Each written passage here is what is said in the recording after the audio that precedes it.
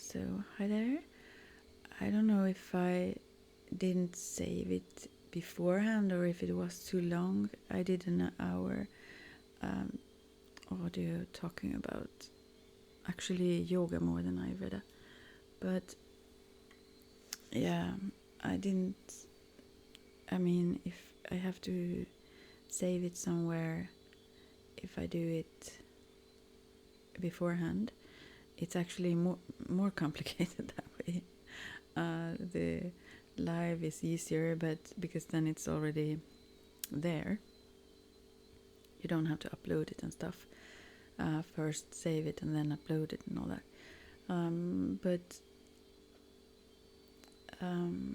Yeah, I realized though that I start to get so excited, so I speak first of all less relaxing, I guess, quicker, and also stutter on my own words, wanting to talk about several things at the same time. I realized I have this dress on that makes these awesome sounds. I don't know if it's awesome to you, but I don't like sound videos though. I rather enjoy when people speak, but about something. I happened to touch it and I realized I like that sound. Oh, never mind. So I have to drink a little bit here also. Yeah, I thought I should do some videos on Ayurveda. And to begin with, I thought that maybe I should start with yoga, since yoga is one part of Ayurveda. Ayurveda is, even yoga itself is huge. There is so much to talk about regarding that, but also it's more accepted and not so much. It's more widely spread, and people know more about yoga. So there is not so much suspicion as it is sometimes towards Ayurveda.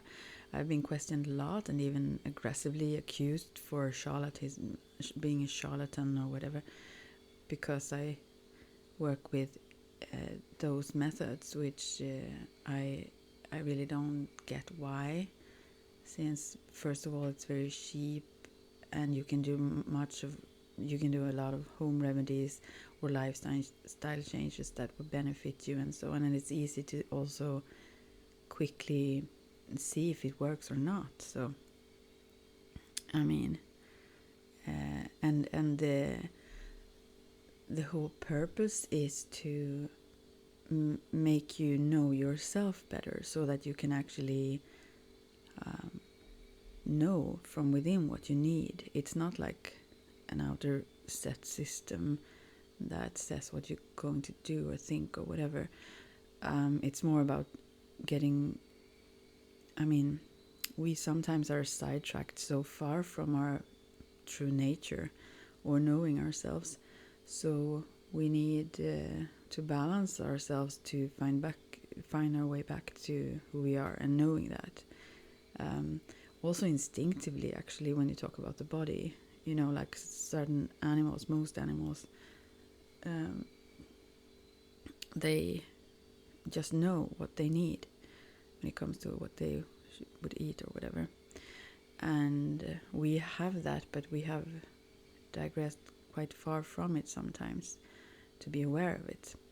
And sometimes if we are very out of balance, we crave things that matches the ARM, as it's called, the residue or rest products that have blocked our natural selves, let's say. And so then we can start to crave what mirrors the imbalance. So we want more and more of what we need less of, sort of, you can say. Anyways, just not to provoke too much to begin with. Oh, I want to tap a bit suddenly. Far away from the mic, though.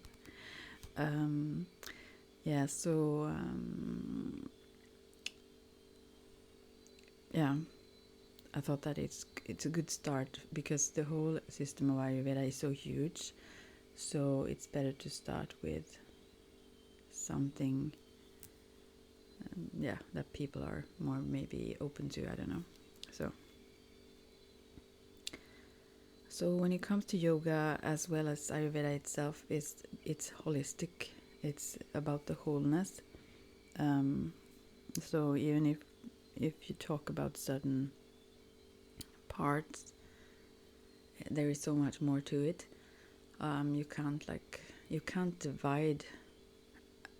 Yeah, I mean, you use that term, what is it called, terminology, but you can't really divide a person, even when you talk about mind, soul, body, spirit, and so on.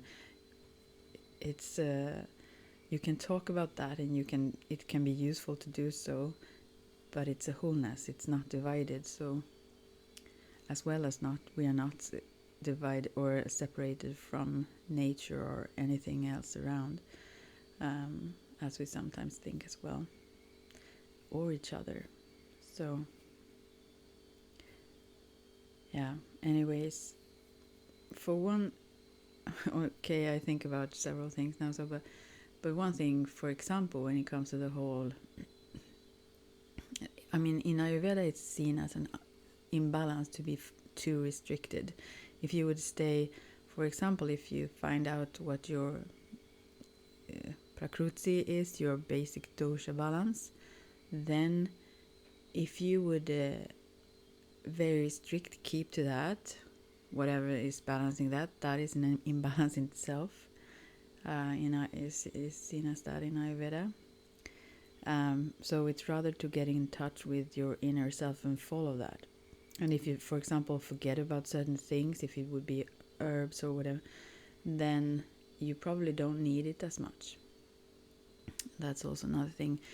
But also when it comes to exercise or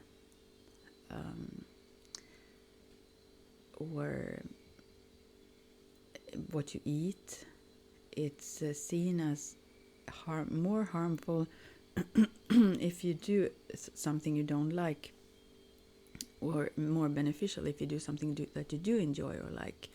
So for example, if you exercise and you hate it or dislike it, it won't be as good for you. It may be good for you still, but it won't benefit you as much as it would if you also would do something you enjoyed or found a way to enjoy it. And same with if you eat something crappy foods and you feel guilty and negative meanwhile, it will cause more harm to your system than if you enjoy it meanwhile. When you do it, it won't be probably the best choice maybe, but maybe also at the time, who knows. But so that's a little bit different than from what we are used to, how we are used to think about it, as well as when you prepare meals and so on, that it actually do influence the food itself if you do that, prepare it with love. And so your energy while doing things also have impact on what you do. Yeah, so yeah.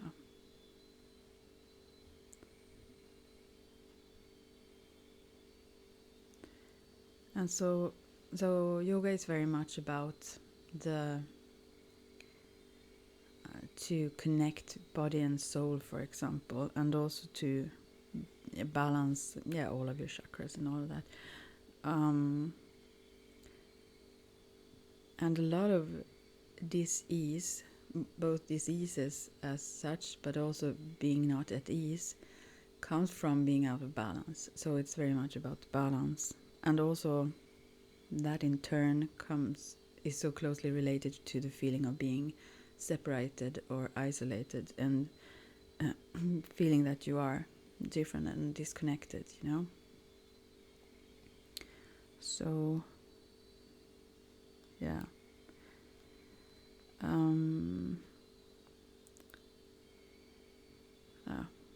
also when it comes to yoga, it's the same there.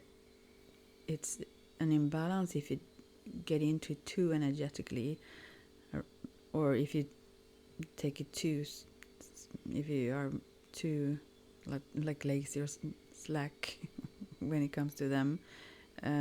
It's this whole middle way, the balance. But also another thing with Ayurveda when it comes to exercise, and I realized that recently, since I don't have a good solid foundation in, sometimes if you have that to fall back on, you can easily build up things quicker, I guess. But in Ayurveda it's said that you should not use more than 50% of your capability, because you will always you will not harm yourself, and also you will get stronger and stronger even if you don't maximize your what you do. So if you you understand. So if you do and whatever, weightlifting, or if it's running or whatever it is, to if you know you can do the double, you should stop like at 50%. It's recommendation through Ayurveda, as well as when it comes to foods. If you just do a little bit more than half in a balanced way, like 51%, like I don't know, 4 of 7 days of the week, eat healthier or so on, whatever, then it leans over towards the more balanced side, and that is enough. Then if you want to, it's not that you have to then choose what you think is not so healthy, but still. So Ayurveda is a very overall mild system. As I said, it's important also those Western methods of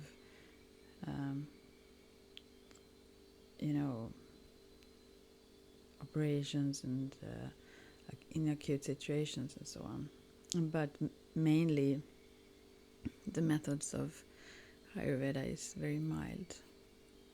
Yeah. So and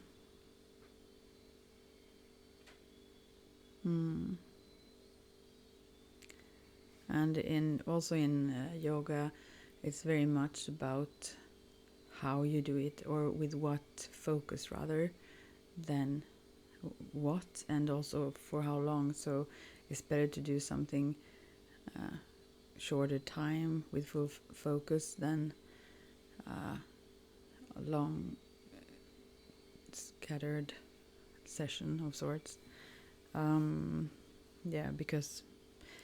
Because then you, with your presence, you also connect the whole system of you, the mind, body, soul, and so.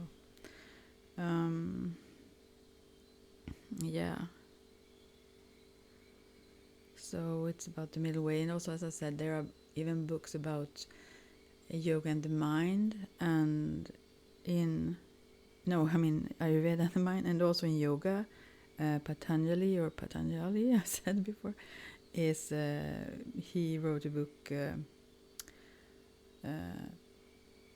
He's like 300 years after Buddha, or a book. I don't know what they wrote on, but he wrote about,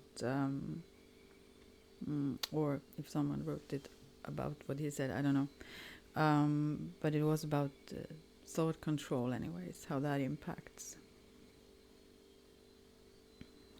And so much of the practices in yoga has to do with that. Although we mostly know about the asanas, or maybe even pranayamas, those breathing practices, but it's very much about where you have your focus as well. And the breathing exercises is very much about also to come back to the now, as Eckhart Tolle talks about a lot, also the now and the breathing. If you concentrate on your breath, if you follow your breath, then you cannot think at the same time. So you come back to the now, at least, over and over again. And there are many systems of yoga, and I won't go in depth into yoga because it's just, as I said, one part of Ayurveda, but I will just briefly go over it, a few things in it. And I have mainly been drawn to the Kundalini Yoga, but one very well known is Hatha Yoga, and Ta is the symbol for sun and the moon. In Sanskrit they are Surya and Chandra, but it represents the positive and negative force of when it comes to electromagnetism. So it's like a polarized yoga form. Yeah. And also with the breath, you influence all of the inner systems as well as your brain activity. So you can speed it up. For example, if you hold this is also a practice done in Ayurveda. If you just breathe through the left nostril, which is the moon stream, and you keep your finger on the right side, then you relax, and it's suggested sometimes to sleep on the right side so that you breathe through that calming nostril. And so if you want to cool the body, or if you want to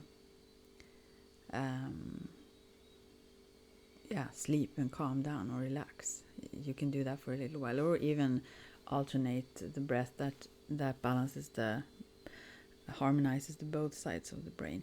But also, if you are going to do a test and need to be very clear and awake and so on, then you can hold your finger on the left side and just breathe through the right side, because that stimulates the sun stream that also goes on these meridians in the spine and through the chakras in the whole body. So anyways, it energizes that part. So in that way you can learn through yoga. Also, there are mantras, as you know. There are like sounds like Om is very well known, like the first sound of creation, it's said. But Om, also the sign of Om, is it shows these various states of consciousness. So the one part that looks like a 3, it's awakeness and sleep, and the middle thing that goes out there is like the dream in between waken and sleep, and then the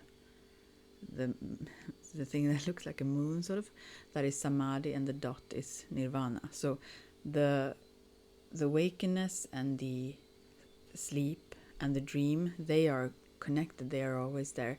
There is like a jump to samadhi, which you can reach through meditation, for example, but you can't just go there. It's a shift of consciousness, as well as the other shift towards nirvana, enlightenment, as is from samadhi. So anyways, there are those mantras you can use, and also mudras, like hand and finger positions and so on, that also stimulates various meridians. And the sun salutation, for example, stimulates the all meridians and chakra points and so on. But there are various ways. For example, in Ayurveda, there is various massages that also do the same thing or similar thing. And I've learned the Marma treatment, which actually mean death. So those are the most vital points of the body, of the meridian system. So if you harm them or hurt them, then it's very dangerous, more dangerous than if you hurt somewhere else.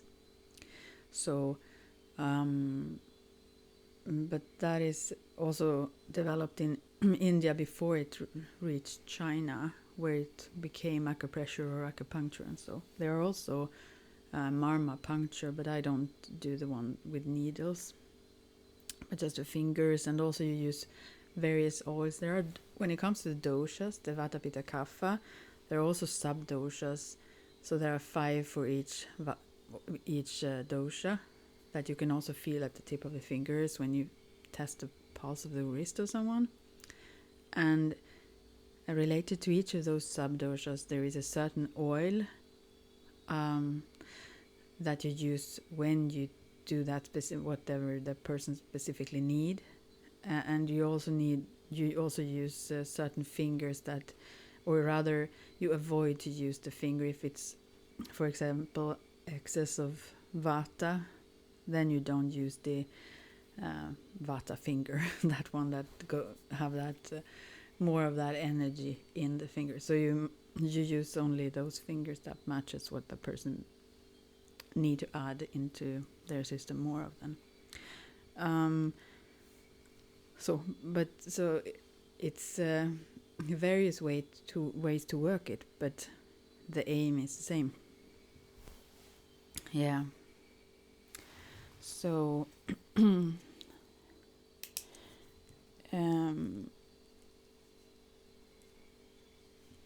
yeah. And also, maybe you shouldn't go into too much of various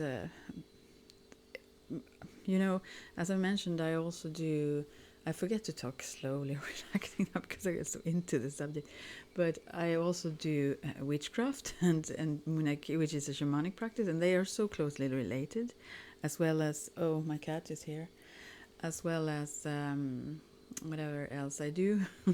But they are, to me, these are similar intertwined systems. But if you, I will mention them a little bit now and then, but I will try to keep to one because it can be really confusing. But both in Munaki there are those chakra systems, although they are mentioned a little bit differently. And Munaki means the energy of love, and it comes from then South America and Peru and so on, from the natives there. Anyways, they call the chakras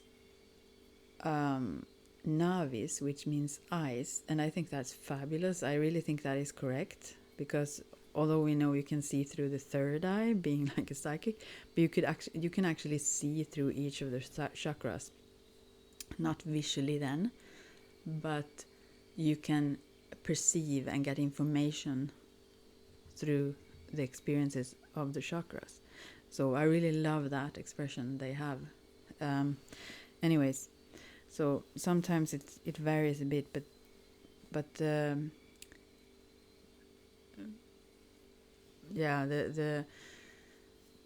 aim is to describe this invisible, for most people, invisible energy system, and also the electric magnetic field around us, which then creates and influences the body. It's like, so if we start there, that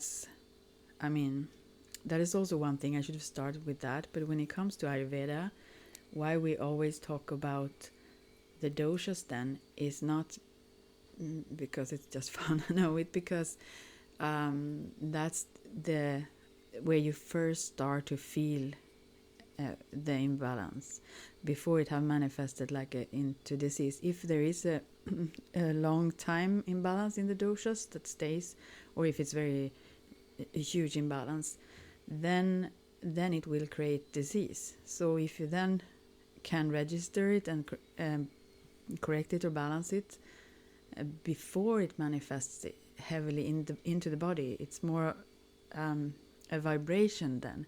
So it's way easier to balance it at that level.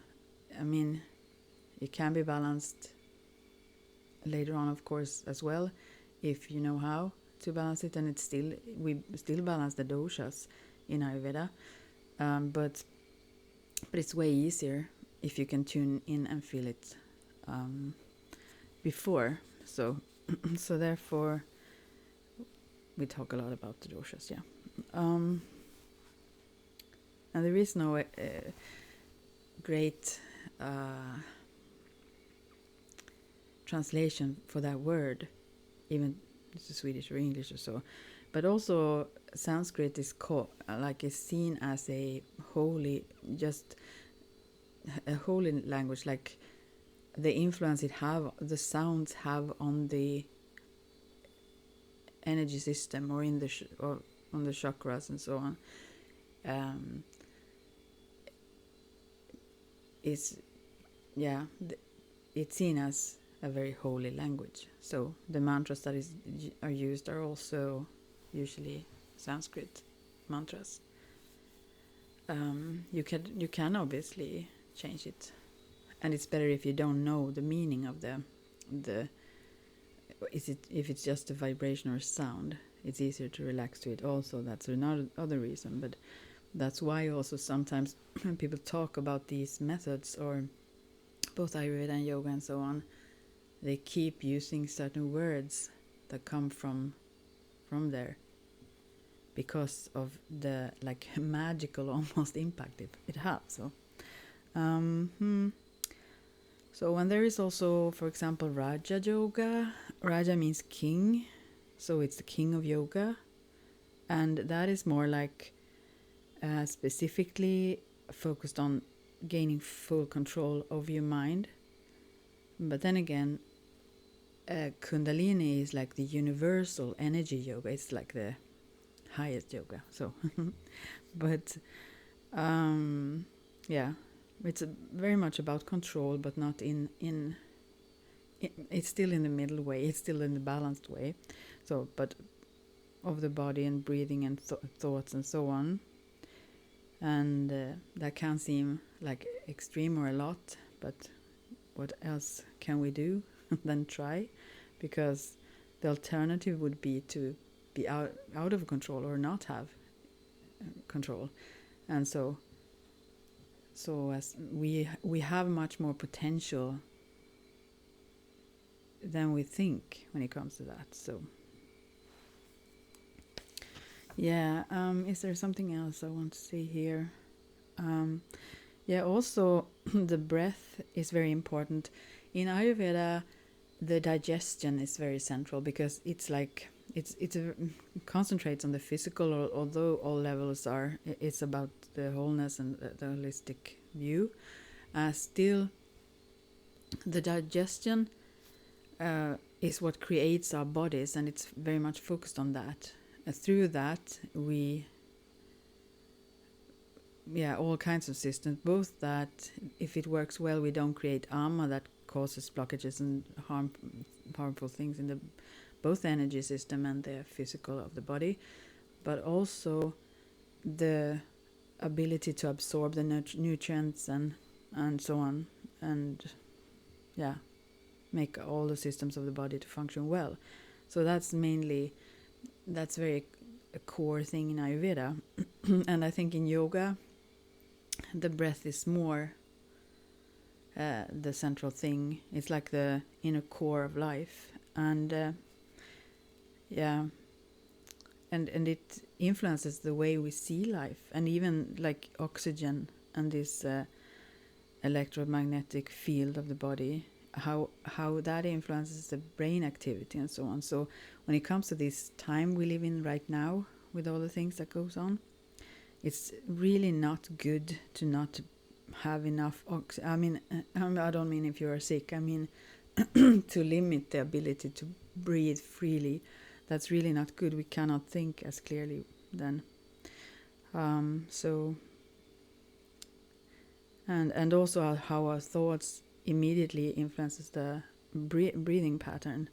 If we are worried or depressed or unhappy, we breathe in a different way. So although life of course goes up and down for everyone, the balance is more like, it's not to not have that, it's just that we are able then to make the best of our highs and not cling to them, but also accept the lows with calmness, and knowing this fluctuates, that the dualistic world we live in.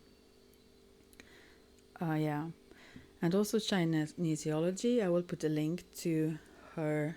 There is a woman I used to watch sometimes. I don't have time to watch everything that I want to watch, but she's just awesome. I love it. And also that's one of the things, aside from Ayurveda, that saved me when I was really sick. She tested me. Monica Norland was her name, is her name, whatever she does now, from PTO. And she tested me for 5 hours in a row, and I was too weak to I was allergic to, I had allergical symptoms anyways to almost all foods and everything. I was really sick and weak, and I lost a lot of weight quickly and so on. And I couldn't, it's muscle testing then.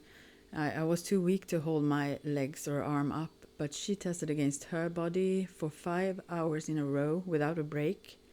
And she just charged for 1 hour, and I'm so grateful, because it really saved my life the way what she did, so that she could see what I could eat and how, for both the amounts and how often I needed to vary things to be able to not get allergic reactions from it and so on. So and she said what she loses on the swings she take back on the carousel. So yeah, anyways, so I couldn't have afforded at the time those 5 hours even, so it was really awesome. I'm so thankful. So that is also another part of it that is used oftentimes also in Ayurveda to test certain things, muscle testing, that is. Yeah. Not like some people just work with that, as this woman I will put a link to, but when it comes to certain tests and so on. Anyways, also it's not a religion, although Hinduism is closely related sometimes, and the mythology around that and so on, since it comes from there. But it's more of the art of when it comes to yoga, it's sometimes called the art of living, based on the knowledge of life, like Ayurveda or the Vedic teachings. So yeah, and there is some bunches actually of rules and disciplines and so on that could be, or principles or so on, but it's more like those disciplines have been used to make it possible for people to experience these and the harmony of living in balance. So with the larger universe, let's say then. So so they have had that as a purpose, and still do, I guess. But I mean, we don't have to be limited. That's not the. They are this saying about the finger pointing at the moon.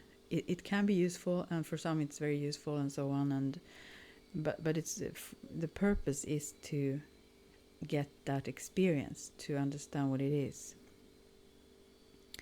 So yeah, and they're obviously so it's not connected. Both Ayurveda and yoga and so on. It's not It's not a religion.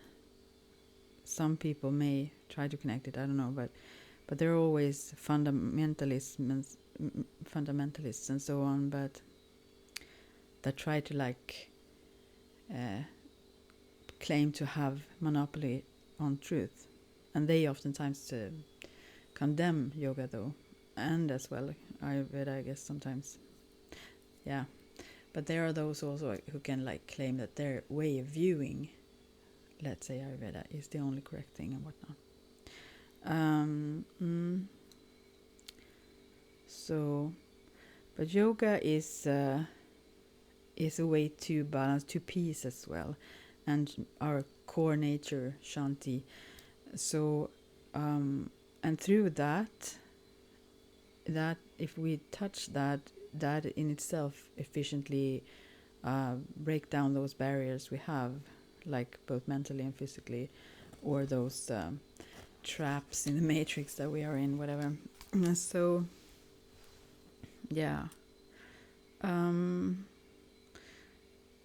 Yeah. What else shall I say?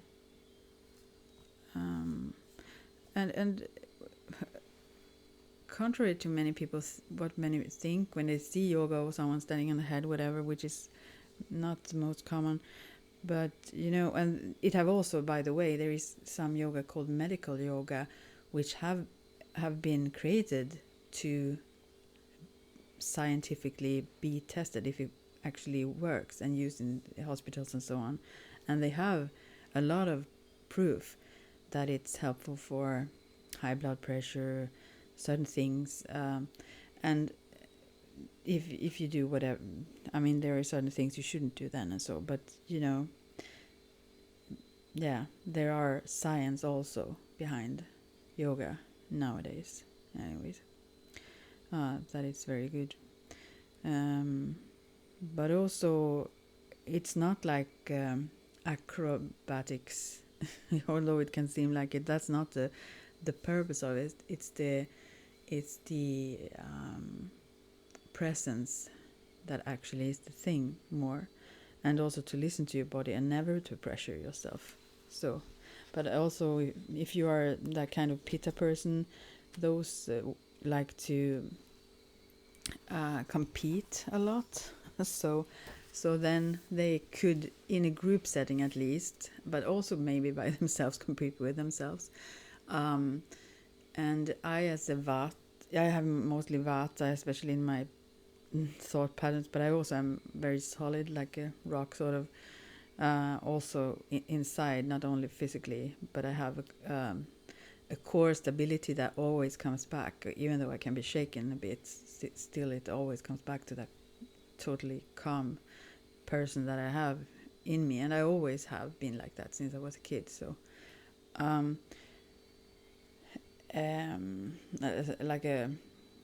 like a rock hard stability, sort of. Anyways, my mind is very Vata. It goes in all directions, very enthusiastic and inspired, and also the psychic and open like that. But not having so much of Pitta, Kaphas, they are more they are the calmest and also the healthiest, especially physically. They don't get sick often or easy. So I didn't understand previously when people did compete with me even, because I went into this space where it just is about whomever needs it most, like, or I forgot about myself with others and so on. And I don't think I must move my legs a bit. I try to have my mic standing for it by itself, and yeah, anyways, otherwise I get cramps in my legs. Yeah, so anyways, so I'm sorry about these sounds then. Okay, I try to keep it like this. Oh, and this was loud now, close. Yeah. So I didn't actually understand it, and oftentimes I try, when I saw it when I was like a little bit older, I started to see that happening, and I realized that other people could get like not happy if I kind of won in a competition I didn't know we had even, like. And then I started to consciously let others win sometimes, because I didn't care. To me, it didn't mean anything. I didn't feel like a loser. I didn't feel like I lost because they won. So if that's important to them, I thought, okay, take that, like, So yeah, sometimes you kind of have to, in this world where it's a lot of separation and ego, you have to at least act as if you also do that. Otherwise, it gets very unbalanced also, Mm. So I kind of have like, I had an underdeveloped pitta, like that energy that goes for winning, you know. I don't have that drive. I don't have that motivation much. I like to share. I like to connect. I like to inspire. I like to help. I like to give. I also like to get. But it's not like, I don't see this separation as clearly as many do. So I've realized. And I don't know if that is probably because since it have mainly always been like that. I don't think it's because I'm very highly evolved. I rather think it's, I never got to that point even. Where, I don't know. Or maybe it's just the whole dosha, the constitution. I don't have a lot of that. But for example, the eyes, I mean, it's the wholeness, so it's not just one part. But if you have brown eyes, they are considered more kapha. And blue eyes, like I have a tiny bit of brown around the black in the center. I have that from my dad, I guess. Otherwise, we have exactly the same blue, the other family members, and they have no brown though. But I have like mostly blue, but a tiny bit of brown. And that is pitta eyes. So that part I have, that is pitta. So sometimes I can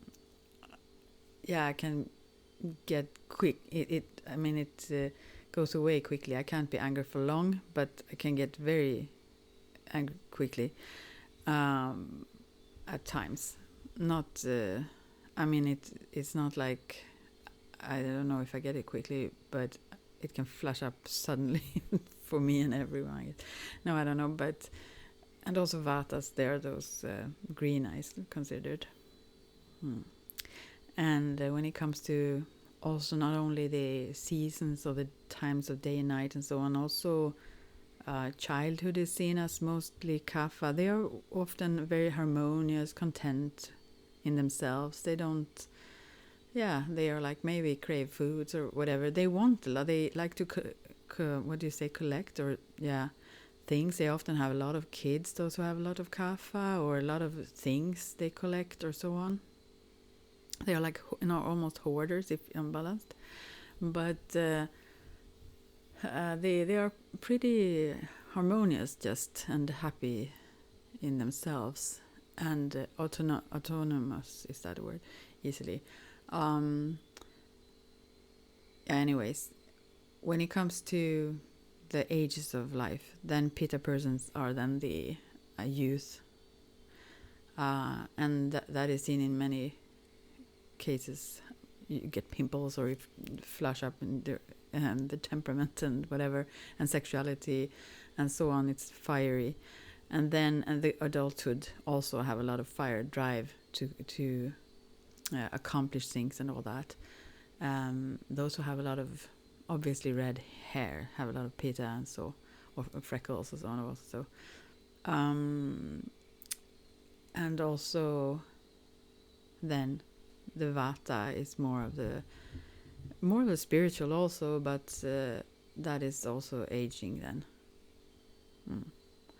More the creative, you open up rather to Akashi, the Akashic and space. So, but also can be a little bit more brittle, or when it comes to your body and so on. Yeah. Okay, I will stop now, but that was a little bit, and of course I forgot to speak like I should. Like ASMR, I get too excited when I do, but even more so if I do it live, so I guess, but this was a little bit, and I will try to calm myself down even when I speak about topics that are favorites of mine. But if you have questions related to this, or if you want me to focus in on certain aspects of this, because it's, as I said, huge, let me know, and I maybe won't comment on comments, but I will read it probably. So, yeah, I'll get back to you soon and hope this works now. Take care and bye for now.